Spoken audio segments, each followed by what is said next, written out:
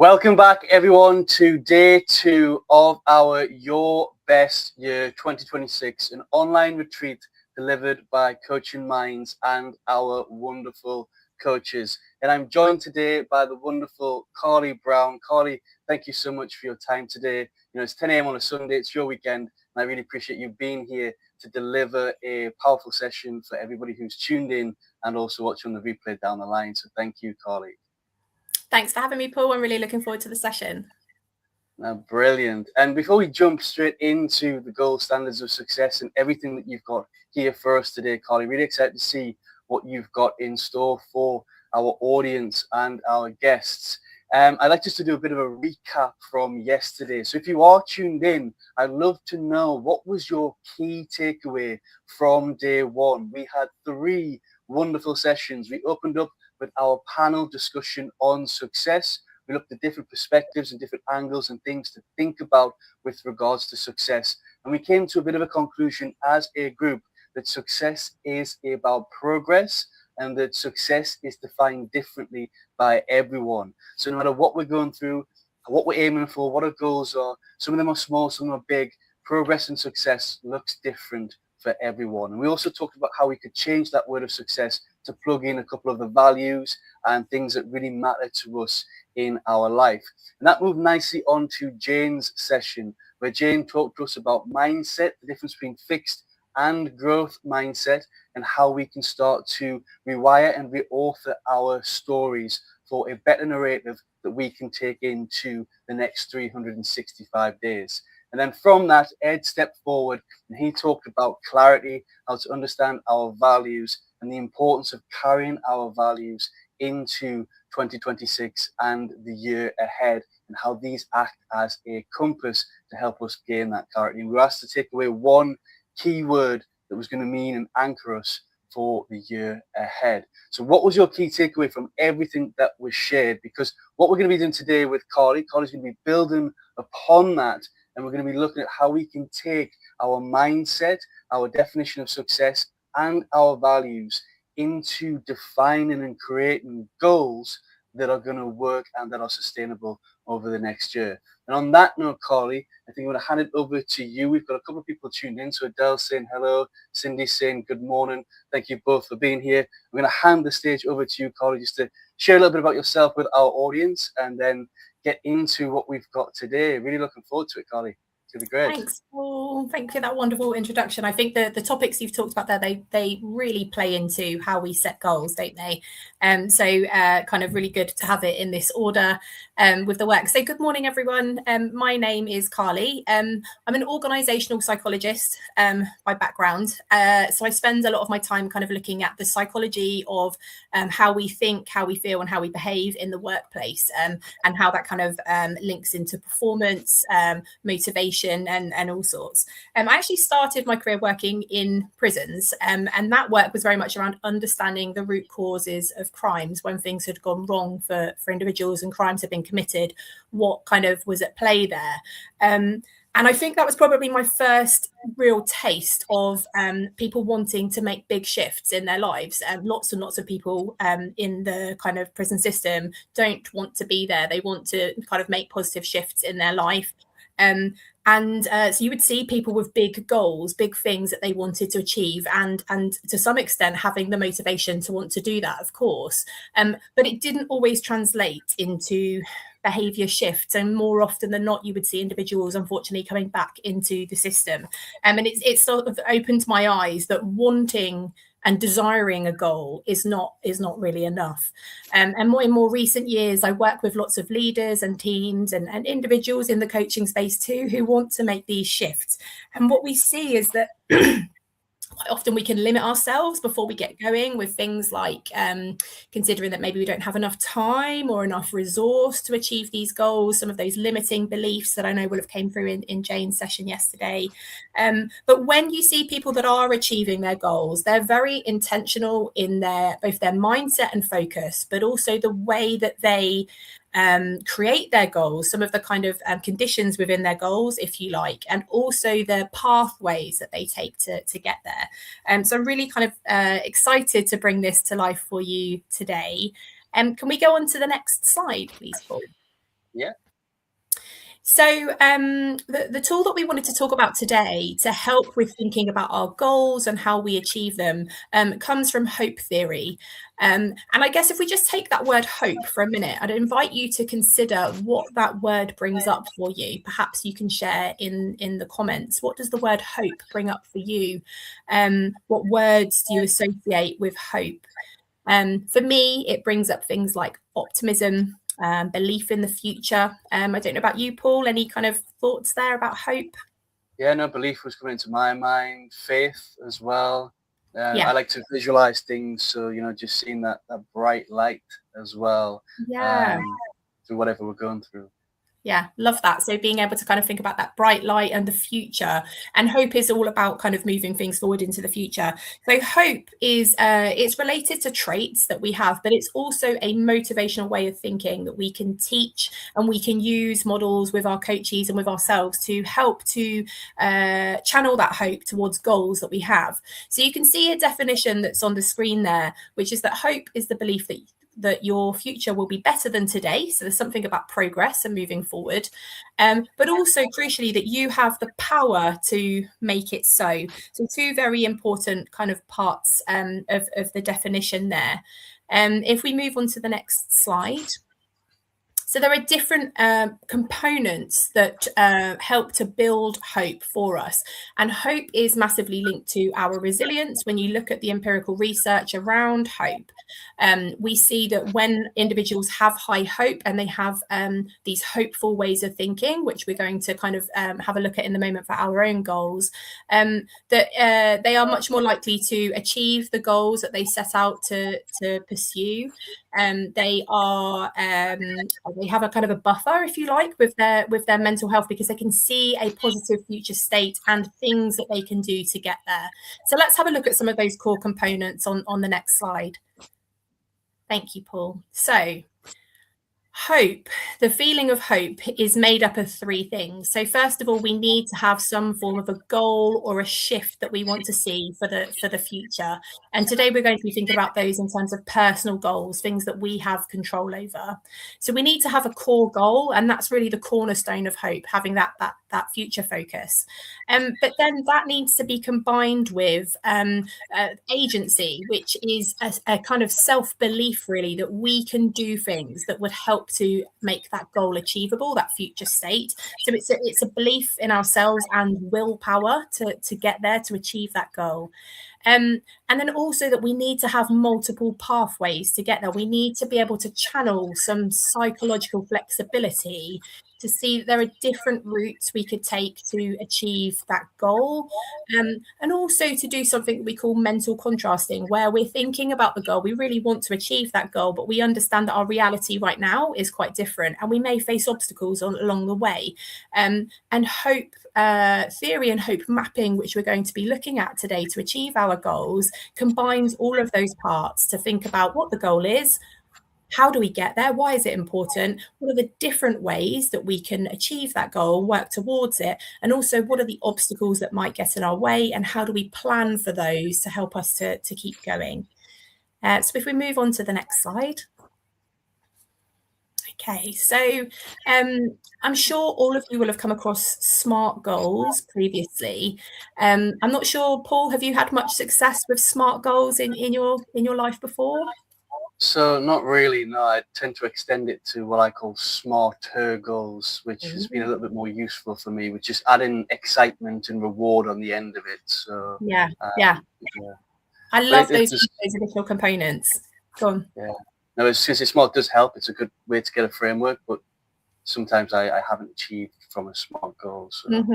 Yeah, I would tend to agree with you, and definitely in the kind of the leaders and individuals that I've worked with, I think that's a kind of common experience. So the framework SMART comes from goal setting theory, which is all of the research around kind of how we set goals and how we use those to motivate ourselves to take action. And goal setting theory is widely considered to be one of the kind of cornerstone models, if you like, about human motivation. And SMART is trying to take some of the factors that we know are important in meaningful goals that move us forward, and kind of make it memorable for people. But one of the challenges with SMART is that it can become a little bit tick boxy and kind of robotic sometimes. I love the idea of adding in excitement there. It can become something that kind of limits us in a way rather than helps us to move forward. So when you look at the research of what works in goal setting, there are some specific areas. So the first part on the screen there should say specific. So our goals need to be specific. Vagueness is not really our friend when we're wanting to use a goal to motivate us to move. So rather than saying something like, I want to improve my well-being, we would look specifically at which behaviors or which components of our life would help to improve our well-being.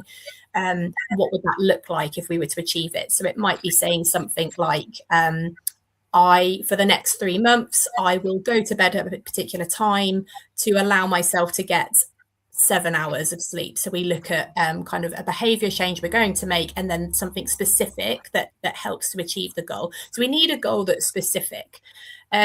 The second part is measurable. So this kind of correlates with the SMART framework. So it needs to be observable. How will we know when we've achieved that goal? So we don't have to get too hung up, I think, on metrics, but just understanding that we need to be able to see when we've succeeded in that space. The third area is challenge. So we need goals to stretch us a certain amount and to move us into that stretch zone, not to be too kind of stretching, such that it becomes something that is perhaps unachievable or scares us, and also not too unambitious either. So we're looking for a goal that's maybe around a 7 to 8 out of 10 in terms of challenge and stretch. Linking back to some of the things you were saying there earlier on, Paul, it needs to be motivating. It needs to be something that excites us, that's meaningful, that is linked to our values or the things that we really want in our world. So something that's personally motivating. And this is where organizational goals, which are top down, can sometimes fall because they're not necessarily personally motivating for an individual. And the final component that I've added in there is it needs to be planned, as in we need to have these pathways and a kind of a strategy, if you like, of how we get there that takes account of reality. Sometimes when we set goals, we do so in a bit of a vacuum, where we're looking at this ideal state, this thing we really want to achieve, but we're not always planning for the realities and the obstacles that will get in our way. So we need to take account of some of that as well. So if we can bring some of those components into setting our goals, then we're off to a pretty good start, I would say. So if we go on to the next slide, if that's all right. Yeah. So the exercise which we will be working through today is called a hope map. So a hope map was popularized by a man called Shane Lopez, which is looking at how do you take this theory and the research that we know that this really helps with our goal attainment. How do you actually do it? And it's a really nice, simple exercise. You can do a hope map on a blank piece of paper traditionally, but today we're going to use some visualization with that as well, because imagination is really the vehicle of hope. So that's what helps our brains to see where we're going and kind of think about where we are now. So there are 4 main areas of this that we're going to work through. The first of all is thinking about the goal itself. What is it that we really want to achieve for ourselves? And we'll look at some questions around that to try and bring in some of those steps we've just looked at a minute ago in terms of things that make goals meaningful. Then we're going to have a look at some of the pathways that we could take to get there. And of course, the obstacles, the drift, if you like, using this image that we've got here. So we've got a lovely sunset as our goal. The pathways is the different routes our boat could take, if you like, to get towards that goal, and the obstacles that might crop up along our way. The 4th step is then looking at if-then plans. So if that obstacle appears, what will I do that will continue to move me into action? And so that's the 4 steps that we'll be working through. We move on to the next slide. Thank you. So the first step then is to think about a goal that is really meaningful to you as an individual. So I'd encourage you to think about which single area of your life would make the biggest positive difference if you were to able to move that forward this year. So a single area of your life that's really important and would make the biggest positive difference if you could move that forward this year. So I'm just going to encourage you to think about that, and please do share in the comments if you have some ideas. Paul, do you have any initial topics cropping up for you? Yeah, in terms of my big goal for this, in terms of areas, I think it's personal development this year, Okay. to develop myself as an individual.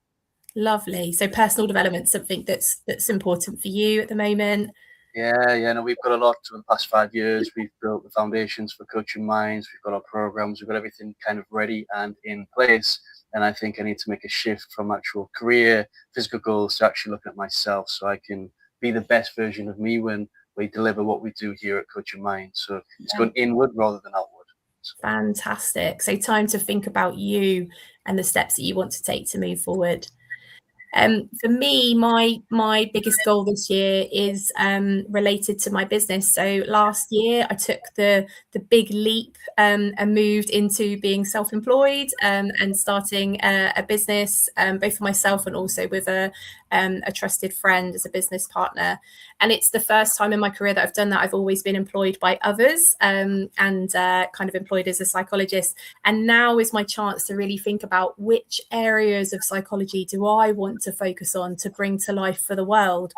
So there are several areas there. One of my real passions is around thinking about how I can make some of the stuff I do in corporate spaces with teams to do with positive psychology, which is what we're looking at today. How do I make that accessible in schools?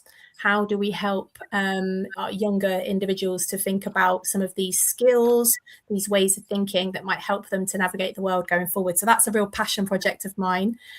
So that's my kind of goal area. So if you've identified that single area of your life, I'd encourage you to really visualize that goal, that area, and think about it in terms of, you got to the end of the year, say by December, what would success look like in that space in observable terms?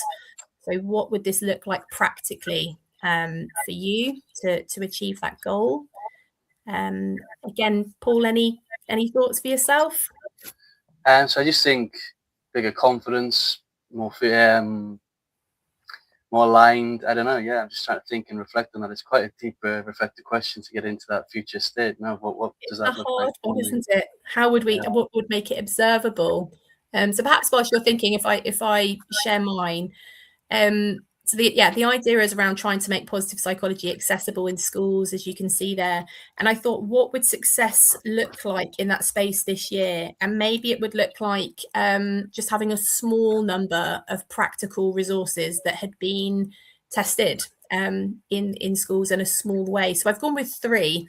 It feels a bit arbitrary putting a random number, but I thought 3 is better than 1 for me, and not too testing, but still stretching me to think about how do I make this something that's a little bit bigger and a little bit more widespread. So I've gone with 3 resources that I want to test.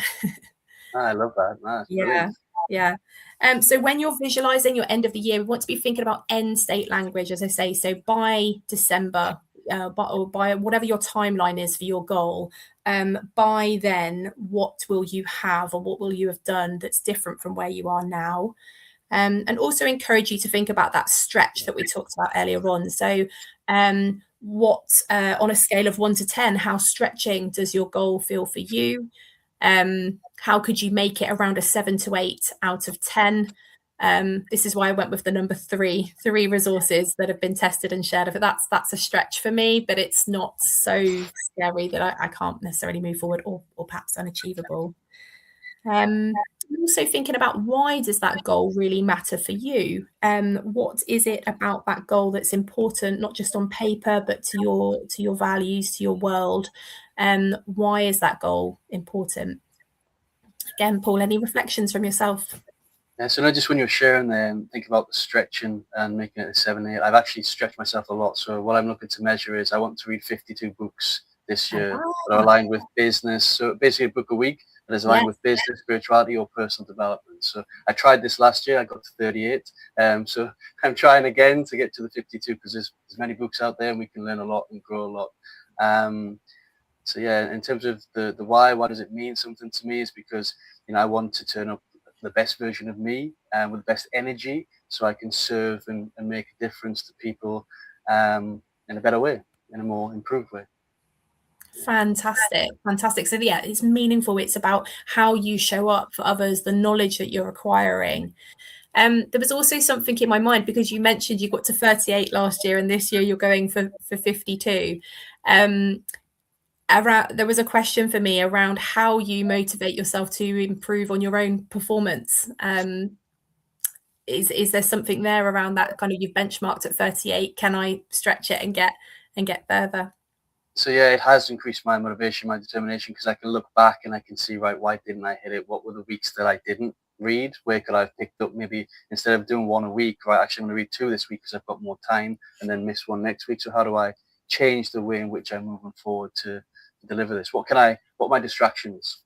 How do I cancel some Netflix series just to spend that time to read a little bit more? Things like that. So. Fantastic. You're going to be a pro at this hope map, because you've already looked at the pathways, what's got in your way previously, and how you can kind of get around some of those very real obstacles. I love that. And if we move on to the next area, thank you for sharing, Paul. And again, please do share in the chat if you've got some goals in mind. So once we've defined our goal and we thought about this in terms of making it specific, making it challenging, it's motivating for us, we then need to think about pathways. So the idea is to think of at least 3 different routes or steps that would take you towards that goal. So perhaps they are either or. In terms of pathways, I could do this one, or I could do this one, or maybe it's breaking it down into smaller actions that will take you towards that goal. So yeah, I encourage you to think about different ways, even if they feel that they're not perfect or they're slightly unconventional. I think there's something there around not limiting ourselves to the perfect pathway. It's certainly something that takes me off course. And when I was thinking about the pathways towards my own goal, a couple of the ones that I've got on screen there felt imperfect to me, or I'm not sure about that, if I would do that or take that forward. So the first one that felt really comfortable and the most obvious kind of path to me was to find some contacts that are working in schools, and I have a few already, and explore the idea of pilot testing some resources, so to start to build those relations to move this forward, to organize the pilots.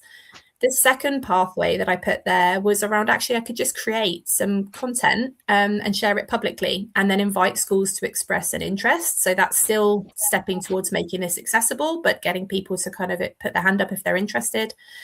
The third one felt, I guess, kind of off course for me, because it's just not something I've considered before, but why wouldn't I? Which was around collaborating with people who are already established in schools and offering something, but contributing a wellbeing element to that offering. So finding people that are already partnered, they've already got great things that they're doing, and is there something complementary that could sit alongside that? It's definitely not a pathway I'd considered before until this moment. Then I thought, of course, wouldn't that be brilliant? Yeah. What about for yourself, Paul? Any pathways that are coming to mind? So yeah, no, like I said, I was thinking back to filming it last year, and I think what the issue was is, and I think many of us can fall into this trap, and I'm guilty of this trap, is this is the way we've decided we want to do it. Let's continue, let's push through, let's overcome the obstacles, and having that plan A and B, especially when we're looking for a big goal, is quite important. So I think for me, I'm trying to read 1 a week. One thing I've changed is to do more audibles rather than actual physical books. I like to get out and do walks in nature. So why don't I plug in and actually listen to a book whilst I'm walking outside in nature? Then I'm ticking off some books for that week as well. And the other way is not to be so limited to do, right, I have to read this book in this week. If I've got an audible in and I'm reading at certain points and read 2 books at the same time, that's going to help me move forward as well. So I think about different ways in which I can do this to make it more successful this year. Fantastic. So yeah, being really flexible and moving some of those rigid barriers around 1 a week. Actually, could you mix it up and do multiple? Can you do different formats as well?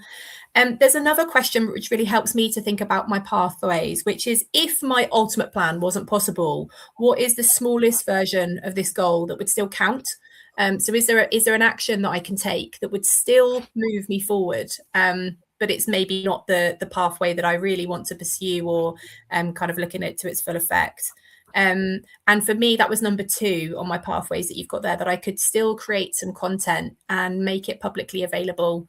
And then people can dip into it and use it as they see fit. There's something for me that I want to achieve in terms of embedding this, working with students in schools and having a go at helping them to bring these skills to life.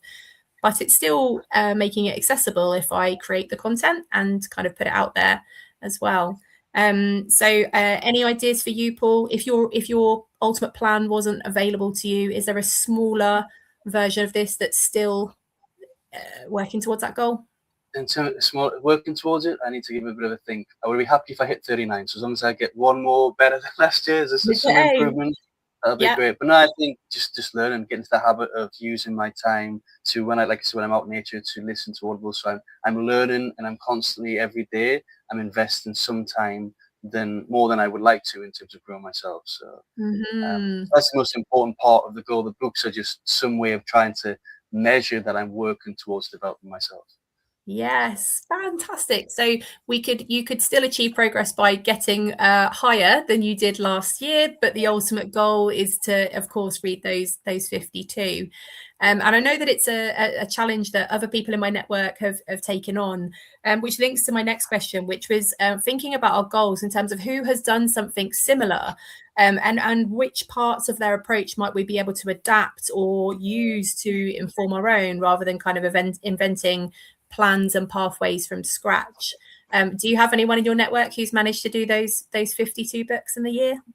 No, not yet. No, I would love to find somebody that has, and to learn from them what tips and techniques have they done. So I was trying to create a bit of a mastermind as well for anybody who wanted to take on the same challenge. We get together, motivate each other, put in together a little bit of a accountability group.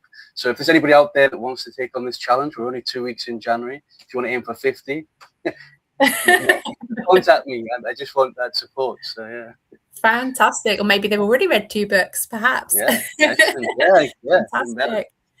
There was a lady in my network that was doing the 52 weeks challenge last year. I don't know if she still is, but what I loved was she was sharing like just a one sort of page review, the core things she'd taken away, which was really lovely to kind of follow along on that journey. And I guess had that sense of community perhaps with others that were doing it as well.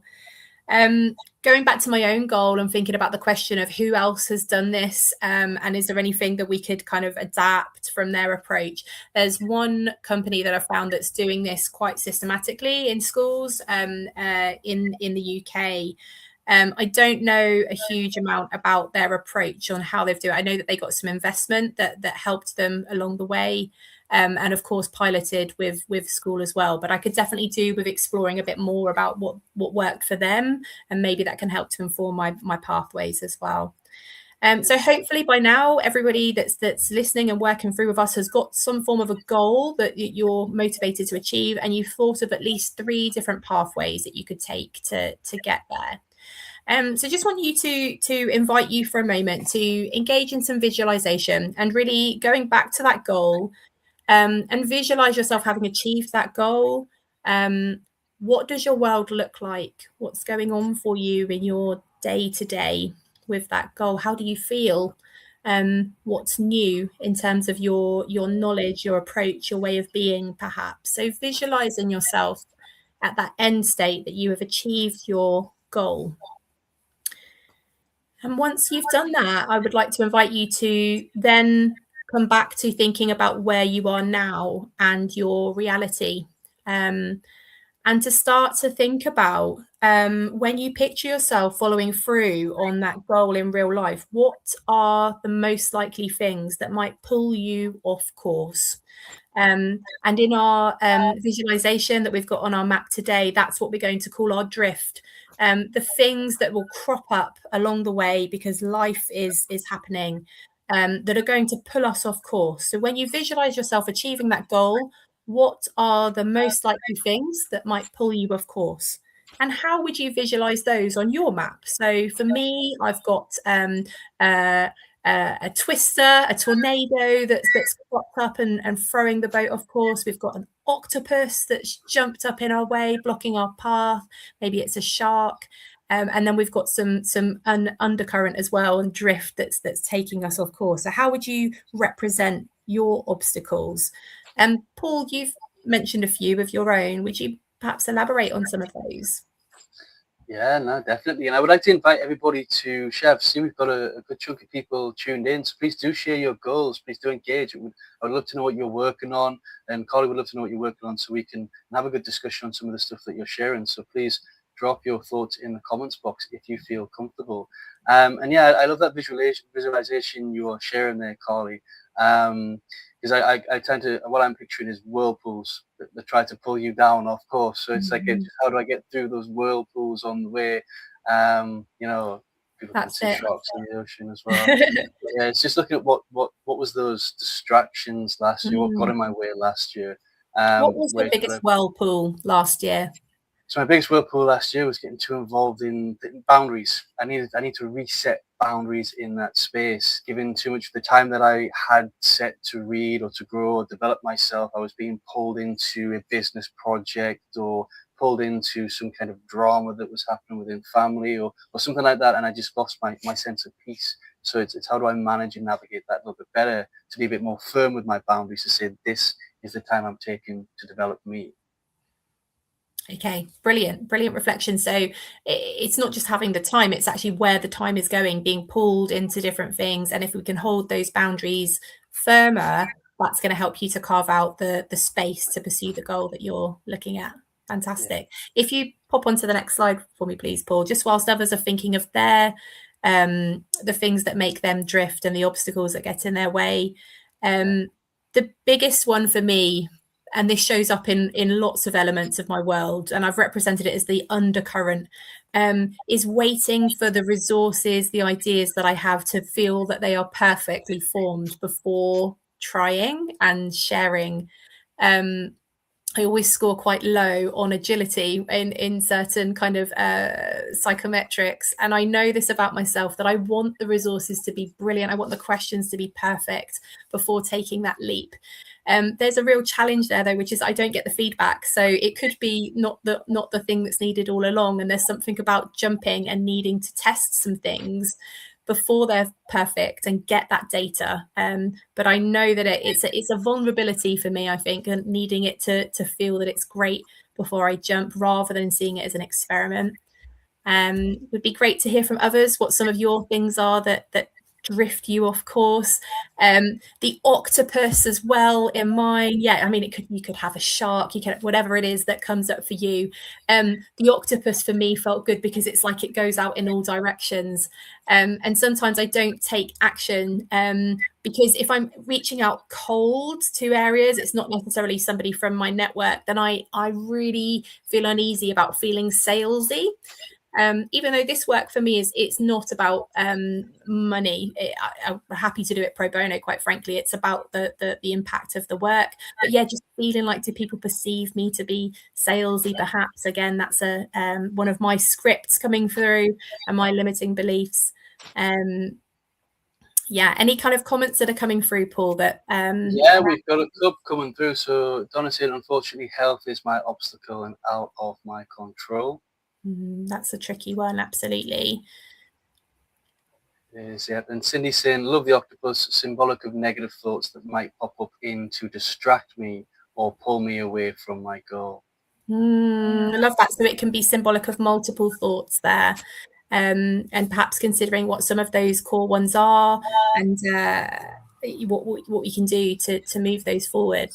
That brings us on to the next step actually with this, which is we've identified some of those very real obstacles that can get in the way. So if we move on to the final slide with this, the idea with the hope map is to then create what we call if-then plans. So these are strategies that we put in place when we notice that we're going off course. Some of those drifts are materializing for us. What will we do to continue to take action? I think there's an important piece there, that this is not about necessarily making ourselves feel better, but it's about continuing with the action that we want to achieve. So just as an example for my own one there, the idea about perfecting and editing and re-editing resources.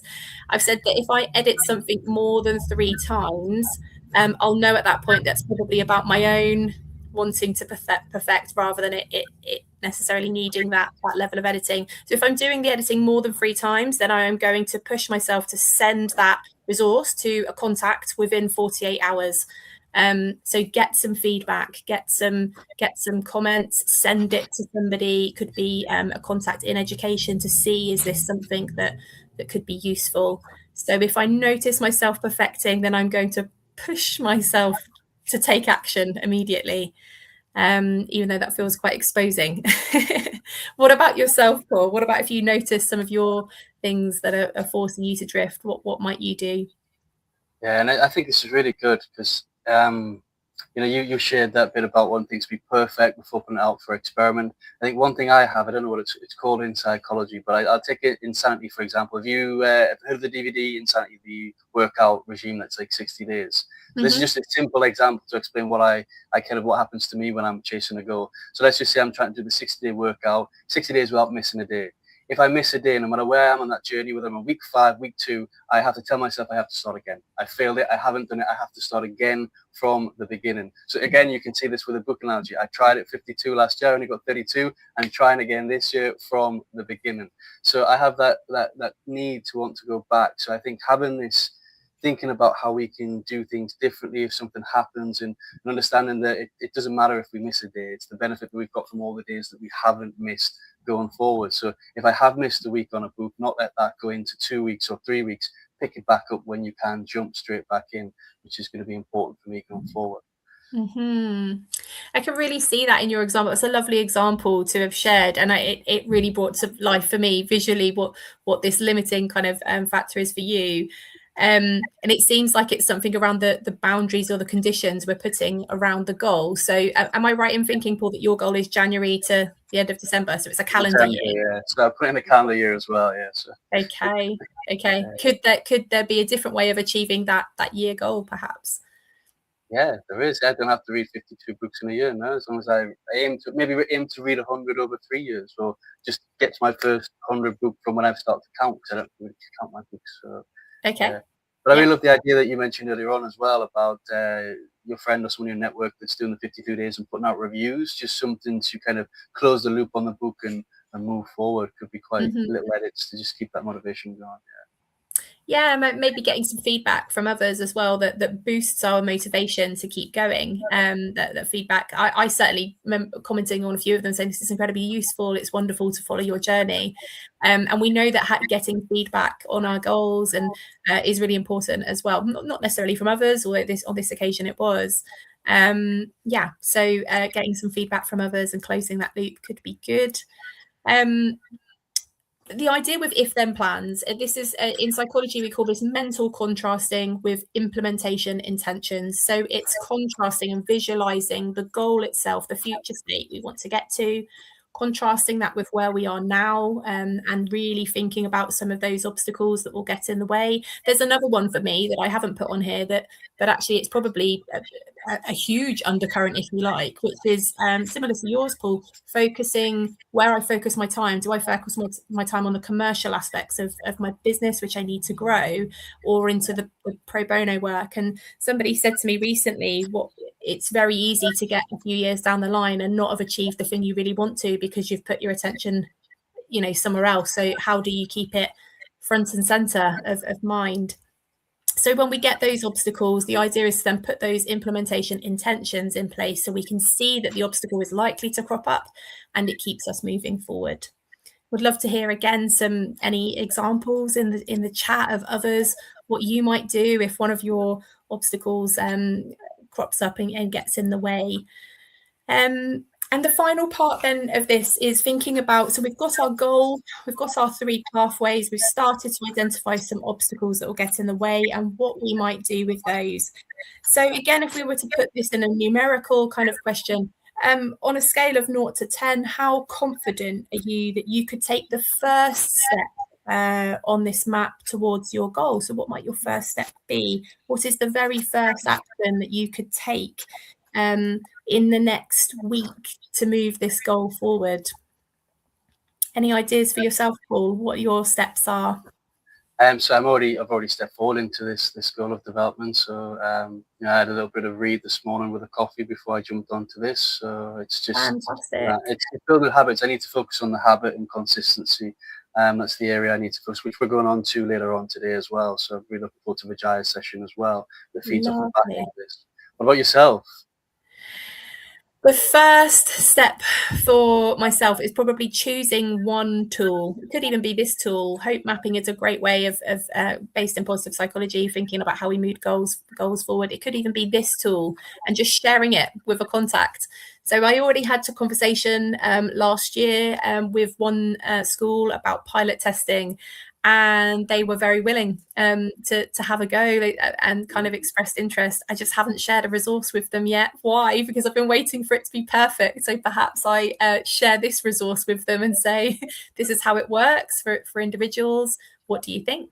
I know it's been tested empirically with schools as well. So there's no reason really, is there, why not to have a go? So yeah, the action I'll take, I'm going to commit to right now, is to share this content with the school that already said they were interested in a pilot. I'm going to hold you to that. I'm going to hold you accountable to that. So I'll be checking you in. I think I'll do it after this so I don't forget. Yeah, no, do hold me accountable. I think, having accountability partners, of course, is very important as well. But I'm laughing, sort of chuckling as I'm saying that out loud, because isn't it silly how sometimes we can really hold ourselves back? I've already got a contact that said they're interested, and I've got multiple resources that I'm sure would do wonderful things for some of the students that would have the opportunity to engage in that. I just haven't been brave enough yet to do it. So I need to take the leap. Okay, so we're coming to the end of the hope map, and again, if you're a coach, this is something that you can use with your coachees as well. So you can use visualization within it, but traditional hope maps are just on a blank page, could be an A4 page. On the right hand side, you specify the goal. On the left, the pathways that we can kind of look at across the page, and then we plant on there the obstacles and the strategies and plans as well. So do have a go if you're a coach at doing this with some of your clients as well. So just to kind of summarize maybe, and we can get some people sharing some of their goals or strategies, I encourage you to think about one word or a visual that could represent your goal. So we visualized it with a sunset today, but what's one word or visual that might represent your goal? Perhaps you could label and share one obstacle that stood out for you, or one thing that might help you to sustain momentum there as well. So 3 different things to consider. How would you represent your goal? What's one obstacle that could get in your way? And one thing that will help you to keep moving forward as well. Beautiful, reflective questions there, Carly. I love that. Thank you, Paul. Are there any comments? There's a few coming in, yeah. So Cindy saying great strategy, Carly. Revising more than 3 times. Send it to someone for fresh eyes. Yeah, it's forcing myself to take the action that scares me a little bit, but I guess there's a reframe there for me about getting the comment, as you say, is important, and those fresh eyes, that's data that can tell me if this is useful. It's feedback. It can tell me if it's useful, or tell me actually where I might want to focus my attention, rather than drifting for the sake of it, which is my own comfort and not necessarily useful. Yeah, so trying to force myself to step into that vulnerability, but in a way that doesn't feel so exposing, I guess. Yeah, no, brilliant. And I can resonate with what you're saying there, Collie. It's happened to me on a number of occasions as well. We've got Donna that's brought in singles like driving from A to B. The chances are you will hit different speed limits, 20 miles an hour to 70 miles an hour. So to be conscious of this and keep going as you will reach your destination. What a beautiful analogy. Yeah, and really relatable. Of course, we will hit those different speed limits. It doesn't mean that we're going off course, but kind of keep going. How does that one feel for you, Paul, with your book challenge? Yeah, no, I think it feels good. Yeah, and I think one thing I always like to think about what motivates me with goals is that not every goal we set are meant to be attained or meant to be reached. But if you stretch it, it makes us achieve more than we would. So before last year, I was reading 1 book a month, sometimes 2. So I was getting about 20 to 24 books. If I hadn't stretched myself to go for 52, I would never have read 38 last year.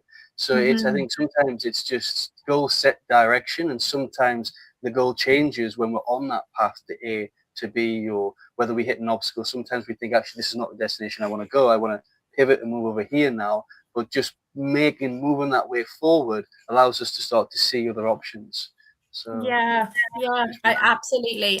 And I guess that links back into Donna's comment there. The speed limit can change, but we're still on the path to the destination. I think you said originally this is about how you show up as an individual. It's about the knowledge that you bring, and you're absolutely achieving that by stretching yourself to 38 as opposed to where you were before. So a slightly higher speed limit if we continue with the analogy, but not necessarily the full throttle 70 miles an hour. Yeah. Fantastic. Thank you. Yeah, so with myself, I guess one way of kind of visualizing the goal for me, do you know that the real visual that comes to mind is my own children. That's why I started to pursue this area of myself. There's a lot of positive psychology tools that I use in corporate spaces, and the resounding feedback from people is usually, wow, I wish I knew this earlier on in my life. And it started to get me to think about my children. So my visual was thinking about my children and what it might look like for them if they have these tools and their peers as well. Labeling and sharing that one obstacle for me. The one obstacle for me, I think, is that undercurrent massively. I've just expressed that by saying, what's the next action? I've already got somebody who's willing. I've just been sitting in the undercurrent, waiting for the resource to feel perfect or the timing to feel perfect. So yeah, that's the big one for me. And the action, I guess, is to try and move it forward as quickly as possible. When I notice it, what's something I can do immediately in the next 48 hours that just moves me forward. So that's the way to keep my momentum. Brilliant. And we've got a question that's just popped up in the comments. I don't know if you want to tackle this one, Carly. So Jane's saying, in your journey, how do you handle unforeseen obstacles, for example, health? That's a great question. So yeah, the unforeseen things that pop up for us individually. So personally, how I kind of handle those. There's something around the framing of the goal, first of all, and coming back to what matters here. And sometimes those unforeseen obstacles can push us into a different space with some different priorities, and that's absolutely okay. So I guess going back to reevaluate what feels important for me right now to be putting my attention to. One of the original questions we looked at earlier around if the original goal was unattainable for some reason, what's the smallest form of this that would still move it forward? So if it is still something that feels important, is there a way of changing the scale or changing the pathway which still enables me to move forward in this space, but not necessarily on the original path or my preferred path of doing this? So there's some strategies that I kind of use, and I guess rooted within that is some self-compassion. It's not, we can't plan for everything. Things will crop up and take us off course, and sometimes we have to go with those. What about for yourself, Paul? Yeah, and I think a couple of tips just to add to that is one that Donna brought in. I love, she mentioned the 20 to 70. Sometimes it's just a case of slowing down on that route. And I always, for me, when I'm setting out to achieve goals, no matter how big or how small, I always have this positive anchor that I keep within, that it's not on my time, it's on the universe's time, God's time, whatever our faith and belief is in.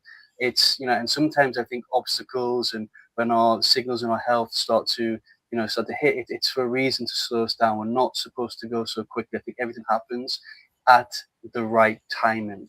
And I found that with my own goals. So it's, I'm putting the pressure on to deliver it by this date, this date, this date. I think the time-bound part of SMART can really affect our health. So it's just slowing things down and and believing you'll get to that destination at the time that's right for you. So. Absolutely. Thank you for a wonderful question there, Jane. Just reflecting on that again, it comes back to something that one of the questions that you had in your session around the strength that comes from some of those darker moments. And in some of my work in the corporate spaces, we actually encourage people to think about big disrupting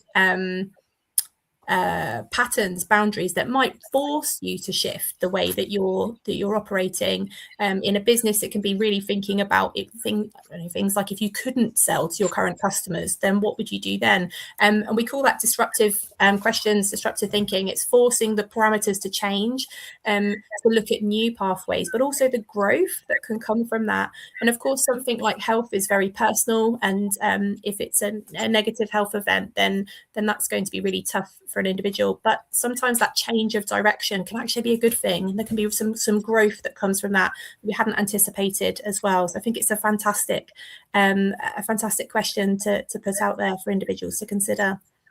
And I love that, Corey, as well, that disruptive, kind of like also a bit of a risk analysis in there as well. We never do that for ourselves. We always do that with an organization to look at RAG and red, amber, green, and we look at to set out certain projects and goals.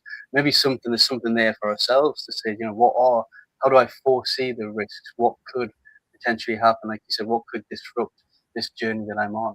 And that's something I've never sat and done personally myself.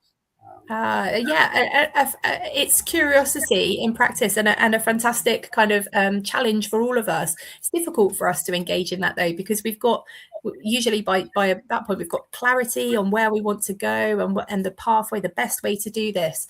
But yeah, it's forcing our brains to consider this from a different angle. If we could not do this, actually, I saw something yesterday that's coming around in the health sector, which is called Jane's Law, and it is it's a tool for doctors to force themselves to consider a different diagnosis area, perhaps. When somebody's been back a few times, it's the idea of making your brain consider this from a different angle. What might be there? And in business, we talk about disrupting your model before somebody else disrupts it, and the market disrupts it. Yeah, so something to consider, Paul. Yeah, no, definitely interesting. I need to look into that. Sounds exciting. Brilliant. There's a few other comments that are coming through here, Carl, as well. I'll bring these in if we've still got a bit of time, so it's okay. Getting back on track rather than dwelling on the misses is the key. I think accountability partner helps us here. I love the anchoring part as well. So thank you for sharing that, Vijaya. Carl, I don't know if you've got any comments for Vijaya on that. Yeah, just again, really resonate with what's being said there, and some great thoughts about how do we get back on track. I really have to challenge myself with my if-then plans when I'm using hope mapping, is to think about what is the action that will force me to just move and in some way get back on track, or just take a step in the right direction.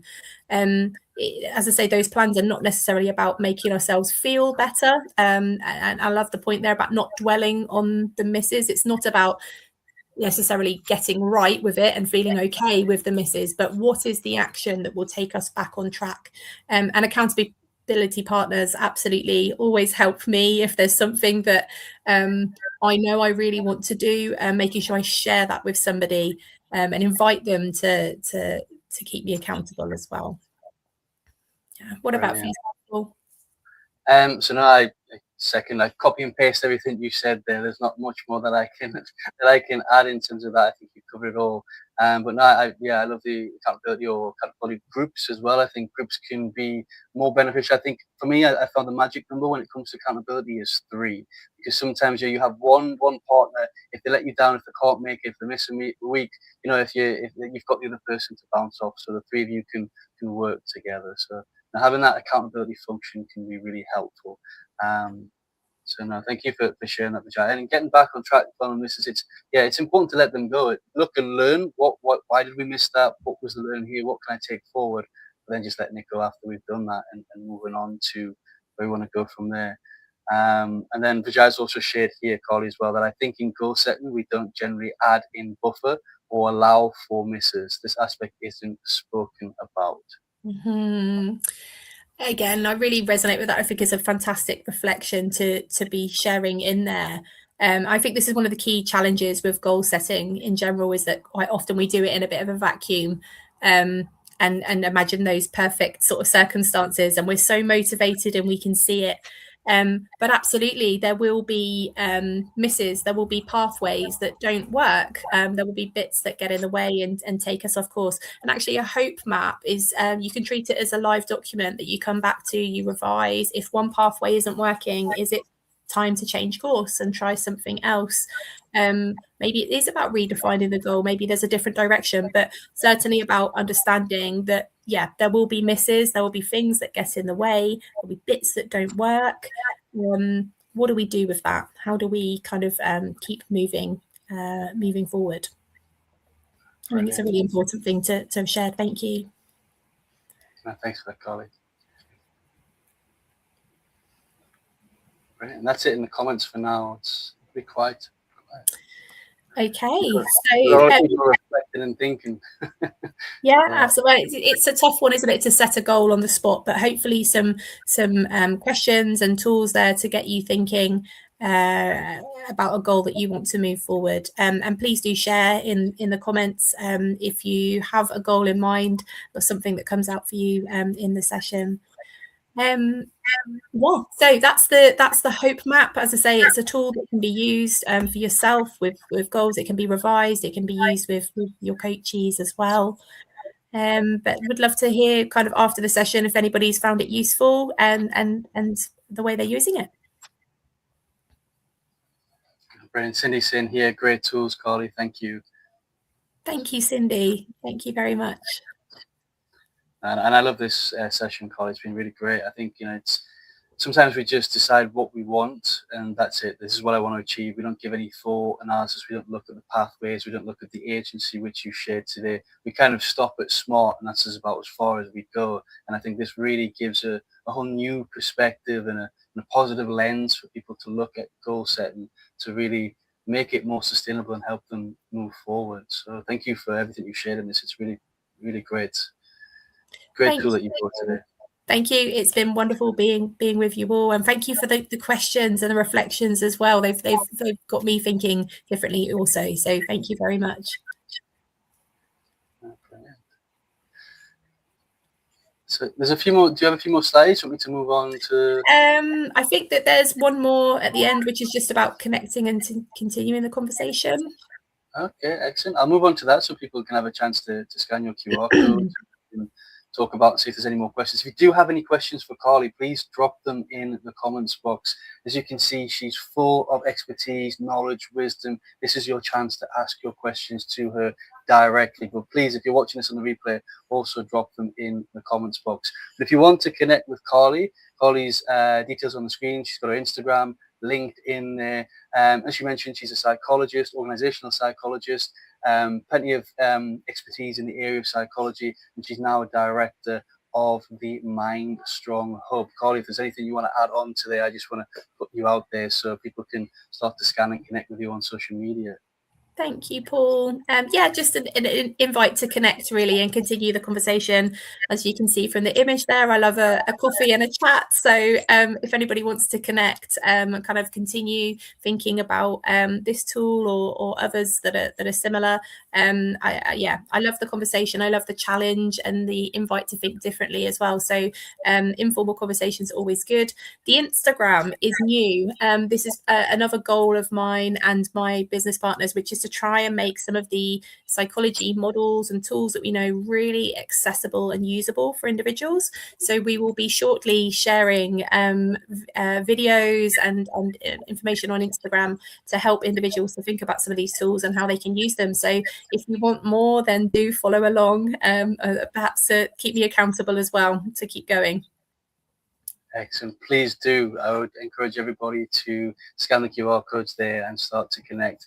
And I believe now, and correct me, anybody who's watching wrong, you can screenshot this and you can come and you can actually click the QR code after the session as well. So take a screenshot. I think mobiles allow us to do that these days. And so there's lots of love coming in for you, Carly. Jane saying this was a refreshing way to look at goals. Thank you. And Cindy saying, well done, taking the leap to self-employment. Thank you both. Yeah, it's wonderful, scary also, but really excited to take things forward in the direction that I want to go. So thank you so much. No, brilliant. And I'm looking forward to following you on that journey, Carly, and seeing where it takes you. Because you do some incredible work. You have done incredible work, and looking forward to seeing more of that. It's going to be brilliant.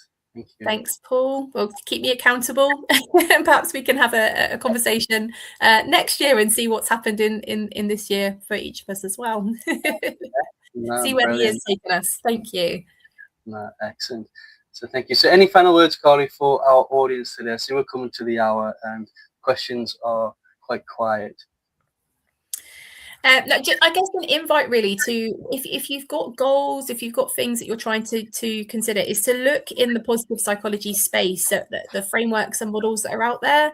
Positive psychology, I think, has got such an undercurrent around it, and perhaps some misinterpretation of what it's about. But it really is about when people are thriving in these spaces, what are they doing? So when people are setting goals and it's working and they're achieving them, what are the things that are helping them to get there? And that's where the hope map kind of comes from. There are plenty of other tools and models that can be super useful from positive psych. So I really encourage you to have a look and let's have a chat about some bits if you're interested, and share ideas. Thank you. Brilliant. So please do reach out. Please scan the QR codes. Carly, I want to say a huge thank you for pulling this presentation together, for taking us through such a useful and powerful tool that we can apply for our goals. But not just 2026. Whenever we're watching this, as I mentioned yesterday, as we keep mentioning, if you were finding us in August, September this year, it doesn't have to be January. When you see this tool can help you reset and refocus. So Carly, thank you so much for bringing this. Thank you for your questions, for walking us through a really fantastic tool. I really appreciate your time on a Sunday as well. So thank you so much for being here, and a huge thank you to everybody who's tuned in, who's engaged, for your comments, your questions, and those that are sitting back quietly. I can see we've had a good constant number of people tuned in today. So hopefully you're reflecting, you're taking away a lot of what Carly has shared today. So thank you for being here. And if you're watching the replay, please do drop your comments in the question box.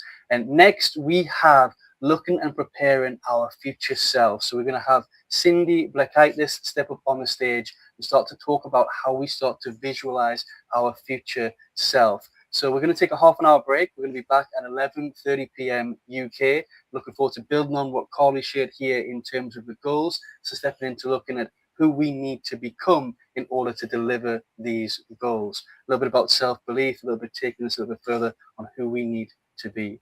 So again, thank you so much, Carly. Really appreciate your time today. It's been an absolutely wonderful session. Thank you to everybody who's tuned in. Looking forward to seeing you all very soon. Thank you.